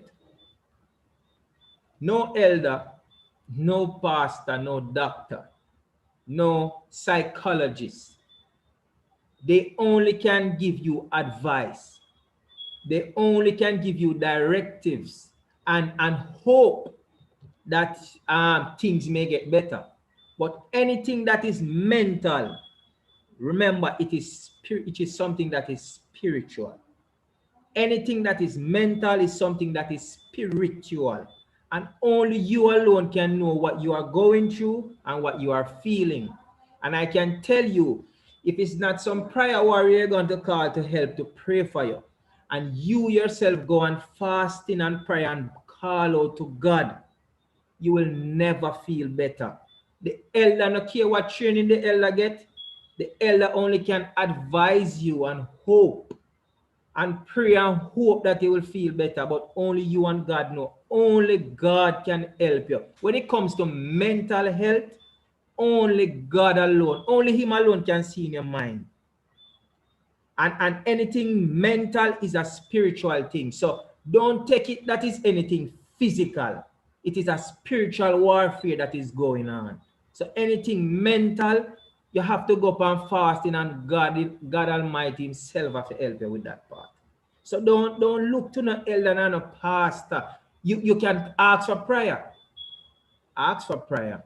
And yes, counseling sometimes and hearing from persons who are going through the same thing, it will encourage you and you will feel comforted to know that you're not alone in it. But everyone put together need God, because only God can help the mind. The last thing now is the interest of the youths. What I found out as we as youths, our interest is not right. The things that we want to do at church and to do in church and want to perform in church, based on the scriptures and based on, I would say, writings of our prophetess. Most of the things, the way how we dress, the things that we want to do in church is just not right. And I am a youth and I can speak. I am not afraid. It is just not right as youths. We have to come to the realization and find our purpose and know what we as youths are here for. And we cannot blame our elders. Because to tell you the truth, youths and everyone that is online, our elders are, most of them are ignorant. And when I say ignorant, I'm not talking about arrogant. Most of them are ignorant. And it is of no disrespect. I'm not disrespecting anyone, but it's just a fact. Being around elders and some of the pastors, to tell you the truth, they don't know better either. They are ignorant just the same. So the way they treat us and the way they talk, they don't know better. They really don't know better. If we could come together as a family, whichever church you attend, and pray. God house is a house of prayer. If we could come together and pray together and spend more time. I remember one time when we used to have a lot of social. We used to have a better bond with our young people. Now you hardly have social once a while. And social, not all the time you can play games and stuff, but chit chat with each other so you can find out, or you get to know what I am going through, so you can show empathy and sympathy towards me. You don't see me on Sabbath, I'm gone home. You don't know what I'm going through. You not take up your phone and call, because we don't have that relationship. We don't have that relationship. So to build back that relationship, I think we need more socialization. We need to plan more things that we can socialize together. Not the whole heap, not everything don't have to be ramping and playing and no, but chat, just like what we are doing now. So you can hear what's on my mind and my heart, and I also can hear what you have to share, and then we can relate and help each other. But if we just want to just do what we think as youths, and because we are youthful and active, we just want to do things that is youthful and active, it won't help you and it won't help me. Because if a day should come just like this pandemic, and you can't go to church, and you cannot have those games that you used to play and be active, what is going to happen? You're going to lose interest. So we have to, as I say, we have to find that balance. So whenever you cannot be active and do all of these things, you're going to lose interest. That to show you that you weren't firmly grounded from before. So we need to know a purpose as youths. And the jealousy of the elders, as I hear Sister Parfin said, no, it's not Sister Parfin, some clips that was playing in the break. Whenever they see a young youth with talents, they do not nurture it. Yes, they will tell you, yes, you do good. But if you notice, if there are 100 persons going to be at church in the morning, and they know that you will do well, they will put you in the evening service where there's only 20 or 10 persons that no one sees you. I've experienced that over and over and over again. You understand? So yes, it's the love that we need to find. And we as young people, a lot of talents, but the older folk, and I can say with this, especially with the elders, when they see you have talent, just as they said that why they killed Jesus, because they saw that this man had great talent. And if they don't put him under the bus, no one will really, they thought that no one would know them again, or they would push one side, but God doesn't work like that. You understand? So the jealousy, and it's just the love, as Mr. Claude said, it's just the love. Thanks.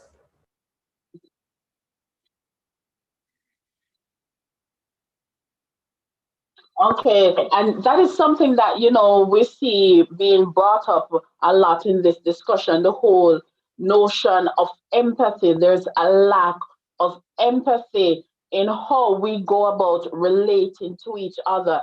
And this is something that the young people, they're really, grappling with, the lack of empathy that is being directed towards them when they bring these issues to the forefront. Thank you so much for those salient points, Brother Mesquita. I hope I got it correctly.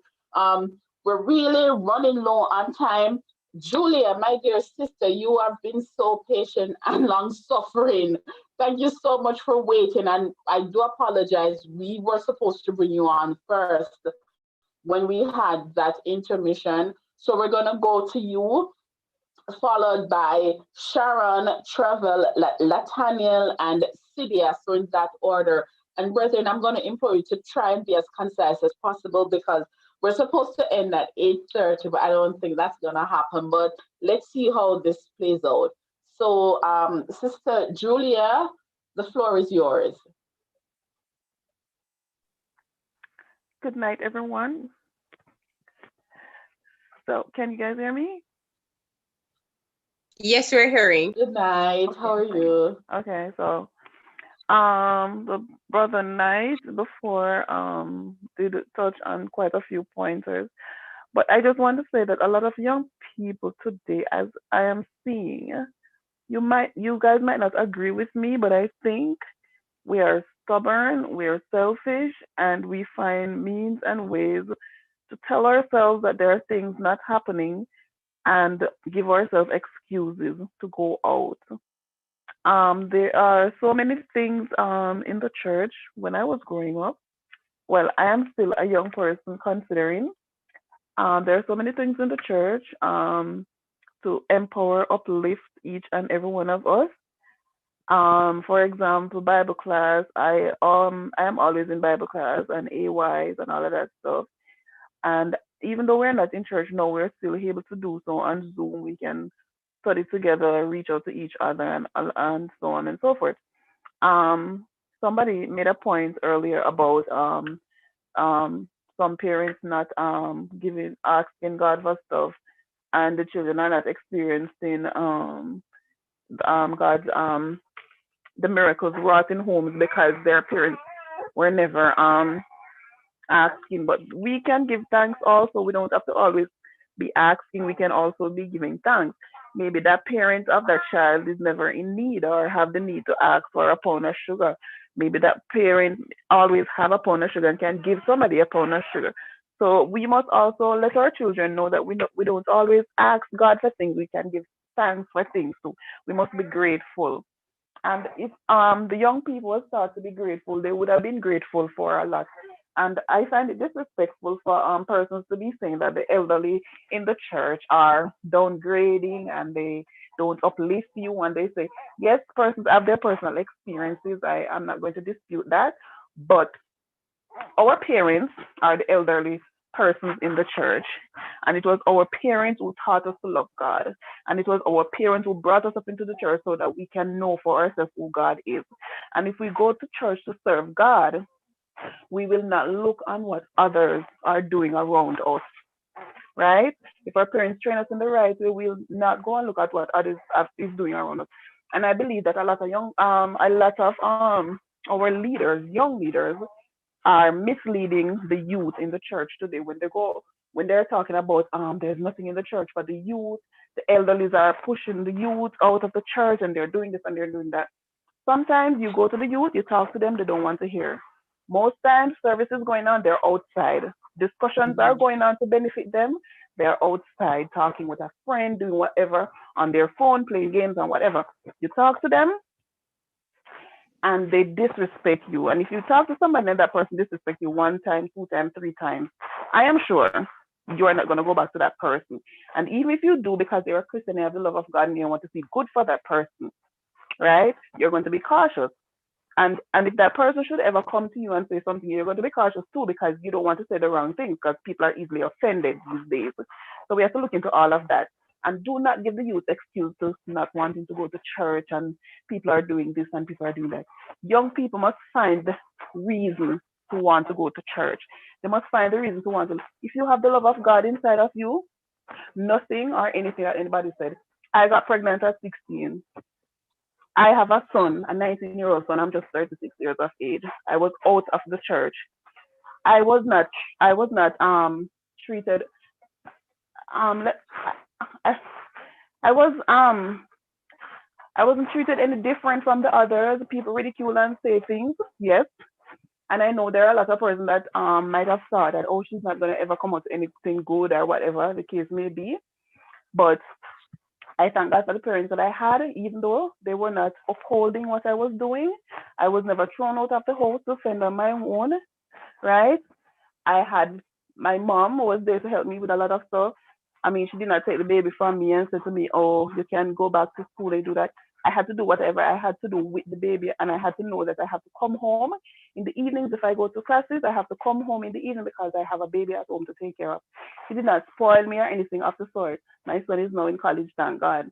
I am yet to start college, right? But when we do our wrongs, we have to face the consequences for it. And if we are allowed to face our consequences and stand up on our own, we will become better adults to teach our children that are coming up to be better adults, better youth and better adults when the time comes. We cannot give the youth excuses not to come to church or not to want to come to church. I was very rebellious. I didn't even want to go to heaven at one point because my parents are going to heaven. You know why I didn't want to go to heaven? Because my parents are going to heaven? Because they're trying to discipline me and I wanted to have my own way and I wanted to do things that they are not supporting. You understand? Do not give the children excuses for not wanting to go to church. Encourage them to go to church, train them in the right ways. And discipline is a thing that we have to stand up for.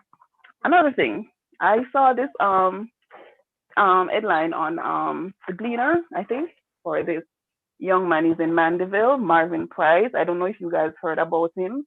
He has some herniated disc that is affecting his spinal cord, and he's seeking help. He's a trainee pastor at NCU, I think. I went on and I saw the heading. I read the thing because, of course, he's a trainee pastor, he's from NCU, whatever. So a lot of persons were on there ridiculing the young man, saying that if God is so good, why don't you pray to God because you're a pastor? And when anything happens to people and they come to the church, you always tell them to pray and whatever. I'm asking you guys to, I don't know if you know him, but I believe as a church, our members should not be outside begging for anything. As a church, we should take care of each other. So I am using this medium to let you guys know or be aware of the situation, and we can find ways and means to seek out this person and try to help him as best as possible. He's Marvin Price. I think he's married with 2 children, 34-year-old pastor trainee at NCU, and he's asking for help. Okay, so we'll be sure to remember what's his name again? Marvin Price from NCU. Marvin Price. All right, so we'll put that through the proper channels and see, and they will take it from there. But thank you so much for your contribution this evening, Sister Julia. Now, moving forward, we have 3 more persons, and we have to stop it here tonight, guys. I'm sorry. Time is going. I know how these things are. We really don't want it to end, and that's a good thing. All right. So next up, we're gonna have Cydia, then Sharon, followed by Davis. So Cydia, Sharon, and Davis. So Cydia, you're up next. Good evening, everyone. Most of what I wanted to say have been said by previous persons who spoke, but I just want to say to our youths, we have to be real with ourselves. We have to be real with ourselves. Sometimes we do some things that invite criticism. We know that they are not a part of the beliefs of the church, and we do it, and we expect persons to hug us up and to smile with us and not say anything about it.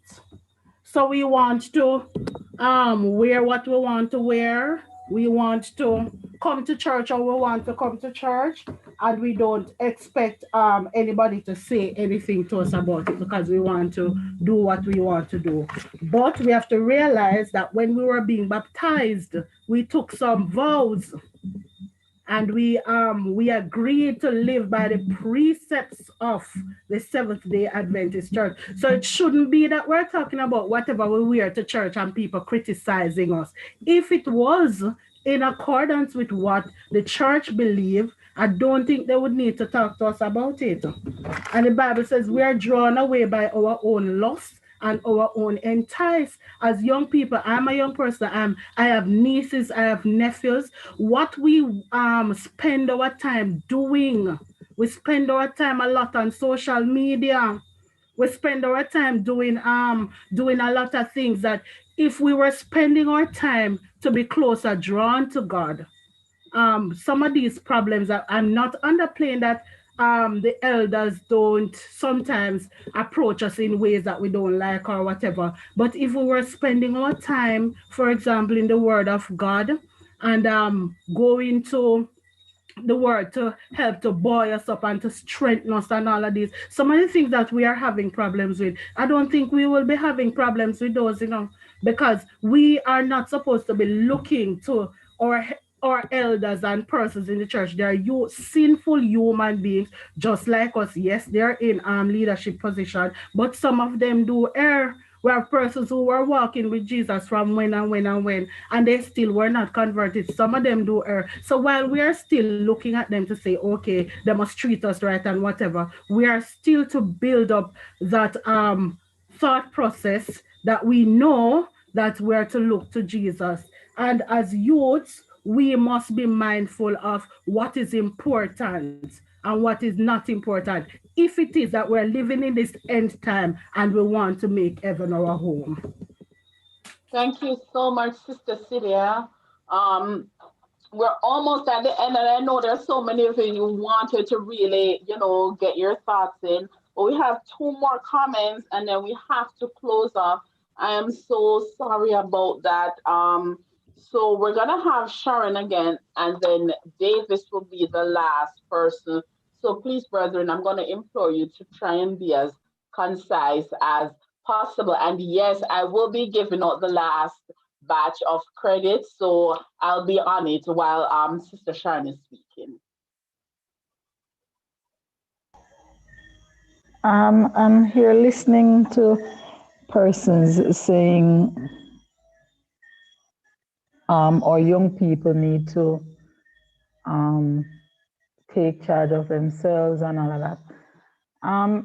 You know that when we go to school, we have different type of learners. Some learn practical, some are practical learners. Some children can go home and study a whole book and come back tomorrow and revise, while another student will have to be in front of the teacher to be taught whatever it is that they need to learn. So it is in our churches.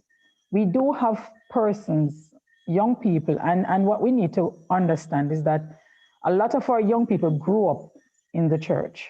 They didn't just come in the church, they grew up in the church, which means that the church should have been fostering and mentoring and nurturing these young people growing up. The young lady who came on that spoke about, that said she had a baby at 16, what I take from her is the parenting that she got. Her parents weren't upholding with the wrongs she was doing. Now, the thing about it is, as I said before, a lot of our young people, too much hypocrisy in their lives. And even though, as I said, they are to find Christ for themselves, they need to know the purpose that they come to church for. They need to ask the Holy Spirit, ask the Lord, ask God to show them the purpose that they are here for. We still cannot turn our eyes away from the fact that these young people do need to be nurtured. They do need love. And too many times we go back to the old time religion to say, when I was and whatever. These young people have far more things to distract them than then. And we have to understand that they are fighting a bigger battle than when we were younger. When we were younger, we didn't have anything. When we were younger, we had Bible, hymnal, and quarterly going to church. Now these young people have phone, tablets, and something I don't even know what the name of, and some sites that they go on. So at the end of the day, it's all about nurturing these young people through, I understand me, it's a journey, it's a Christian journey, and it's not that they're going to reach somewhere, it's a journey, and we have to nurture them right through, just as though we have a plant, and we don't just put the seed in the ground and let it grow wild. You understand? We have to nurture it and see that it comes to the perfection that we want it to be. When we talk about, I'm talking to our young people about the dressing and all of that. One time they used to say sticks and stone may break my bone, but words can never harm me. Nothing like that nowadays. It's how you speak to these young people. I have young people in my church, and none of them has ever disrespected me. You understand me? Yes, they will talk with a lot of attitude that I don't like, and I go directly to the parents because I'm not going to take on an altercation with a young person. You understand me? But it's how we talk to them. It's how we correct them. You understand? Sometimes we want respect from these young people and we're not giving them anything because we believe that because we are older than them, we should speak to them anyhow and expect them to just say, yes, ma'am, yes, sir. It's not going to work. We need to understand that we are living in a different era. What are the Gen Zs and the millennials? And we need to understand that, yes, they come to God. Yes, they need to find Christ. But nurture them, love them. You know, let them know, let them see that there is somebody in the church that they can talk to, that they can call and say, this is happening to me because a lot of them are going through things that they have no one to talk to. And we just need to understand that things need to be, and Sir Lindsay, I'm going to put you on the spot now. I think workshop, one lady mentioned a workshop that her pastor did in the churches where the elders had to attend workshop with all these things when it comes down to our young people and how to adjust certain things in the church. When it comes down, we're not talking about our young people coming to church naked. No young person is going to come to church naked. So sometimes when we talk, we're talking as if our young people coming to church naked and expect to be accepted. It's not that, but it's just how we talk to them. That is just the bottom line.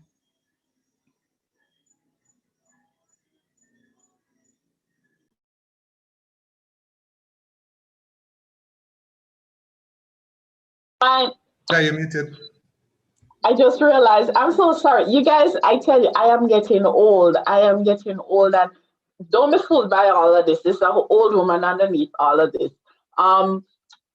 We are at the end. Our last and final comment will be coming from Davis. You guys, if you didn't get the opportunity to speak, I apologize. Time was of the essence. But trust and believe when I tell you that the stakeholders for our weekly rap sessions, well, or bi-weekly rap sessions, they are taking note. And I mean, who knows, we'll probably have part 2, 3, 4, 5, 6, and 7.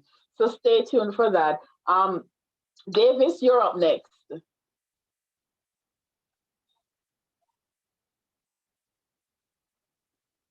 Hello, Davis, are you there? You're it.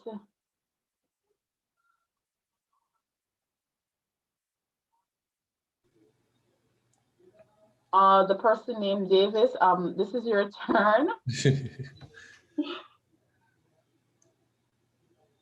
I guess not. Not hearing the person, Shy. I wonder if you want to take Pastor Lambert Hamilton to close. Sure, go ahead, Pastor Lambert. So Lindsay, why are you setting me up? All right. Good evening, everybody. Good evening, Pastor. Yes, I was having a ball over in the chat. I have been enjoying the rap session. I'll just make 2 of the statements that I wrote in the chat room. And I think the primary of both is the notion that we have in the church that spiritual maturity has to do with the youth becoming like the adults or becoming like the elders, like the spiritual leaders, you know. But the truth is that is not spiritual maturity. We as youth, and of course, those of you who know me, you know that I'm a youth. Our objective, our goal is to become like Jesus. You know, the objective is not to become like the elders, the pastors, the leaders. It's to become like Jesus. And that's one of the things that we are supposed to understand as we seek to discuss these matters. I mean, there is so much to say and so little time, you know, but I'm going to trust that Pastor Lindsay in his wisdom and uncanny will create another forum for me to say what I have to say, since I don't want to talk in a hurry this evening.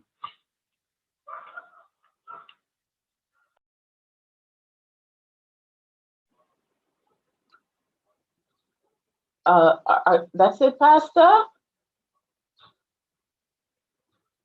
You want some more? Please go ahead, because we're here waiting. You can't leave us hanging like that. No. They said the time is up, that's why. Right. Because they said the time is up. So you know what you want to say, you want time to really profoundly say what he has to say. So maybe he needs another forum to do that. So, Pastor, how much time you think this is going to take? Probably or maybe, you know what, I think, Pastor, because the stakeholders are here taking notes, so I do believe that they're going to make the proper accommodations for a part two. So you'll be able to, really get into the meat of the matter, because the fact of the matter is, as you said, we really don't want you to rush through what it is that you have to say. But we're here and we remember. So we will remember you, Pastor Hamilton, and we're going to hold you to it. So we're looking forward to hearing from you when we have our part two of this forum. All right? Yeah, man, I will be there. All right. Thank you so much, and God bless you. Okay, brethren, we have come to the end of yet another rap session. I trust and believe that it was fruitful. There was so much to unpack. And for me, like, listen, being a moderator for a forum like this it's not easy, because one, I wanted to be in the comment section and I couldn't, like, all the niceness just missed me, and I really hope and trust that you guys were taking notes, because even though we have this type of dialogue and exchange, also in the comment section, there were so many salient points that were being made. So I really hope and trust that we all benefit in some way or the other from what was said this evening. Now, as we close, I want to implore all of us to remember something that's very important. Now, remember that we are the church. The church isn't necessarily a physical structure. The church is you and church is I. Or is it me? I've never gotten that subject verb agreement properly with you and that. But anyways, I digress. And no matter how far you stray from God, always remember that He's there with open arms, ready and waiting for you to come back home. And to those of us who are still in the fold, remember, we are all angels with only one wing. And the only way that we can fly is if we embrace each other. Ladies and gentlemen, thank you so much for a wonderful rap session. And I hope and trust that not next week, but the following week, you will all be here. Remember to tell your friend, and hope they tell their friends as well, as we come together and share in this, our rap session. Brother Roache Nelson will now close us off in prayer.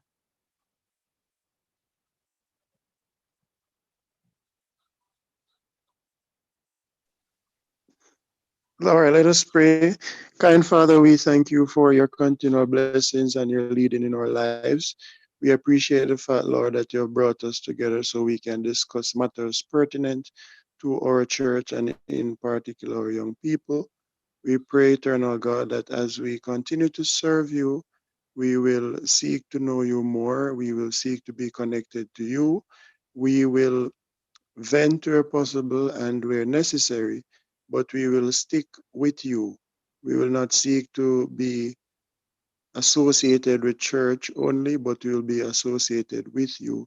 May those who have offended see themselves and make amends. May those who have been offended seek to find comfort in you.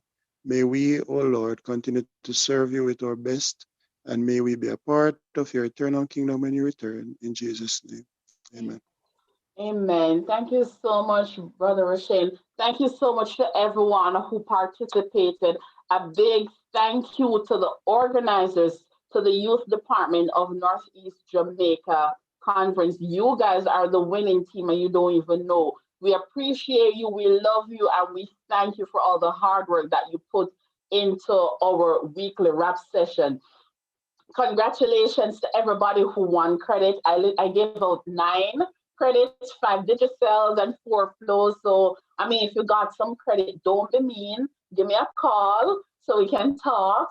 All right. And please, if you get credit one time, stop. Don't take any more. All right. Leave some for the rest of us. All right. Take care, guys. It was great seeing you, and hope you have a wonderful evening. Good night and goodbye. Good night, goodbye. Happy belated birthday, Shay. Thank you. It was last week Thursday, you guys. All right. I'm still accepting gifts. I'm Yes. 34. That's so what we do in next January.